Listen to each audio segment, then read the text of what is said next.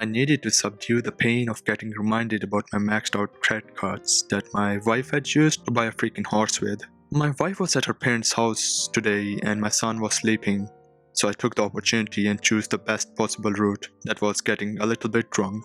Anyways, as I sat in the lounge drinking and watching my favorite anime, which was SpongeBob, suddenly my son popped up and told me that he couldn't sleep and so he wanted me to sing him a lullaby. Oh, of course, my dear. Let me see.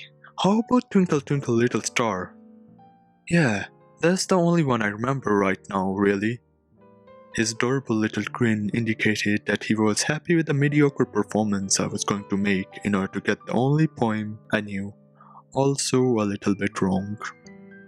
Twinkle, twinkle, little... Star. Wait, that's kind of wrong. Stars don't really twinkle, but rather shine from what I know. The twinkling of the stars is an error in perception.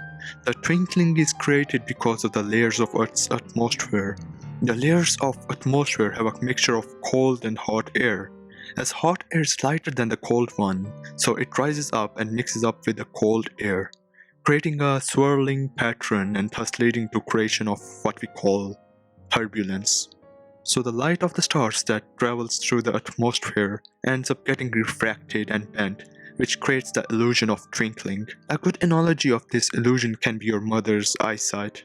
I think the prescribed spectacles she wears are thicker than the Earth's atmosphere itself, so that is why she finds the Facebook minion memes so freaking hilarious. What was the next part of the poem? How I wonder what you are. That's a good question actually.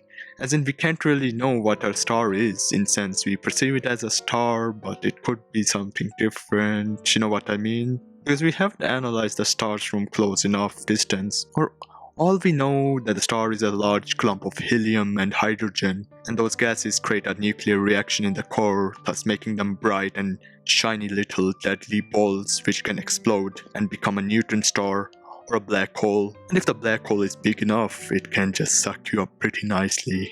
I wish your mother was like that. Oh, sorry about that, son. Oh, please don't tell her about it. I'll buy you anything you want.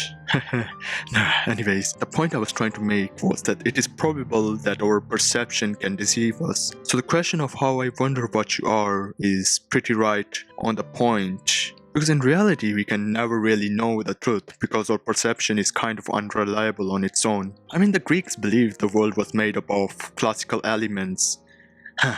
Those dummies couldn't even figure out the subatomic particles. Dum-dums. Actually, I just thought about something.